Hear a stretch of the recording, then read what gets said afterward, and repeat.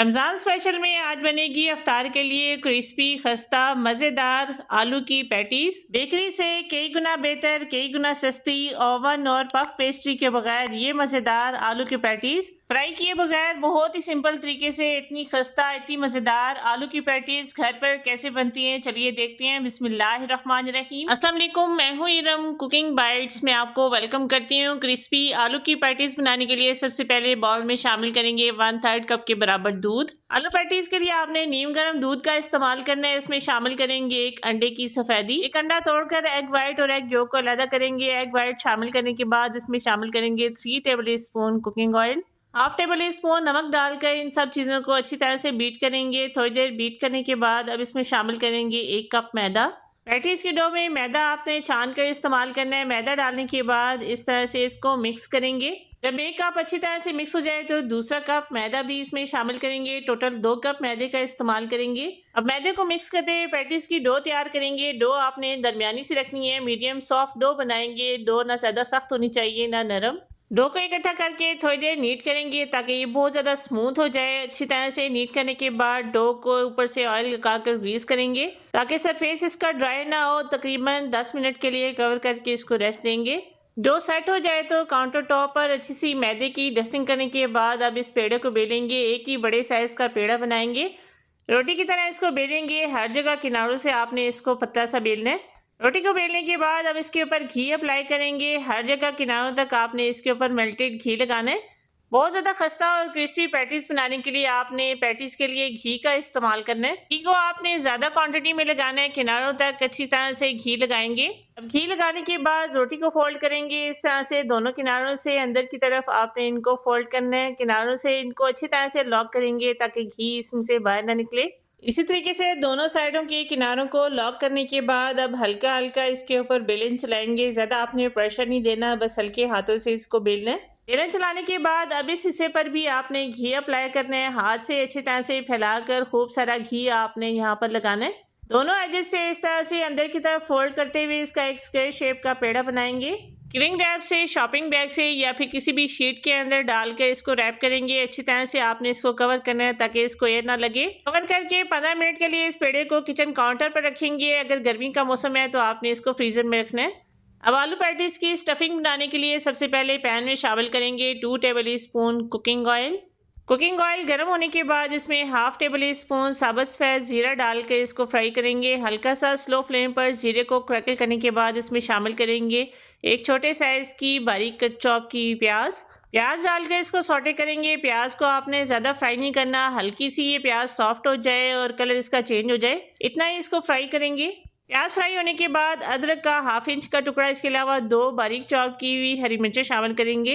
अदरक और हरी मिर्चें जब प्याज के साथ फ्राई होंगी तो फिलिंग में इनका बहुत ही अच्छा सा टेस्ट आएगा। कुछ देर अदरक और हरी मिर्चों को प्याज के साथ फ्राई करने के बाद इसमें शामिल करेंगे कुछ स्पाइसेस। 1 टीस्पून कुटी हुई लाल मिर्चें, हाफ टी-स्पून हल्दी पाउडर, 1 टीस्पून भुना कुटा सफेद जीरा, 1 टीस्पून धनिया पाउडर, 1 टीस्पून नमक, 1 टीस्पून चाट मसाला, ये सब स्पाइसेस में डालेंगे। हल्का सा पानी का छींटा लगाकर मसाले की भुनाई करेंगे। 1 से 2 मिनट तक मसाले को आपने अच्छी तरह से भूनना है ताकि कच्चे स्पाइसेस जो हमने इसमें डाले हैं अच्छी तरह से पक जाए। मसाले की अच्छी सी भुनाई करने के बाद अब इसमें उबले हुए आलू शामिल करेंगे। हाफ केजी आलू को अच्छी तरह से बॉईल करने के बाद मैश करके शामिल करेंगे। अच्छी तरह से आपने आलू को मैश करना है, बड़ी बड़ी गुठलियाँ इसमें नहीं होनी चाहिए। आलू डालकर मसाले के साथ इसको मिक्स करते हुए भूनेंगे। 1 से 2 मिनट तक मसाले के साथ आलू को अच्छी तरह से आपने भूनना है ताकि सारे स्पाइसेस आलू में अच्छी तरह से मिक्स हो जाएं। अब सबसे आखिर में इसमें शामिल करेंगे बारीक चॉप किया हुआ हरा धनिया। 1 मुट्ठी हरा धनिया डालकर इसको आलू के साथ मिक्स करेंगे। फ्लेम ऑफ करके फिलिंग को ठंडा करेंगे। चलेंगे नेक्स्ट स्टेप की तरफ। यहाँ पर पैटीज की डो भी सेट हो चुकी है। काफ़ी हद तक इसके अंदर घी जो हमने लगाया है सेट हो चुका है। दोबारा से मैदे की डस्टिंग करके इसको पतला सा बेलेंगे। कोई भी किनारा इसका मोटा नहीं रहना चाहिए। अच्छी तरह से आपने हर तरफ से इसको पतला सा बेलना है। अब एक बार फिर से दोबारा से इस तरह से बेलने के बाद इसके ऊपर घी अप्लाई करेंगे। ज़्यादा खूब सारा आपने इसके अंदर घी लगाना है। घी लगाने के बाद फिर से उन्हीं स्टेप्स को फॉलो करेंगे। अंदर की तरफ दोनों साइड से इस तरह से बारी बारी फोल्ड करेंगे। फोल्ड करने से पैटीज में बहुत ही अच्छी सी लेयर्स बनेंगी।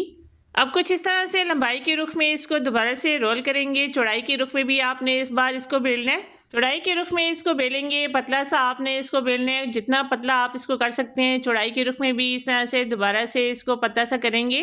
पिज़्ज़ा कटर की मदद से या नाइफ की मदद से इसके किनारे काटेंगे। दोनों साइडों से आपने हल्का-हल्का इसको ट्रिम करना है। दोनों किनारों से आपने इनको बारीक-बारीक कटिंग करने के बाद अब चौड़ाई के रुख में भी आपने इस तरह से इसकी कटिंग करनी है। हर तरफ से इसको इक्वल करेंगे।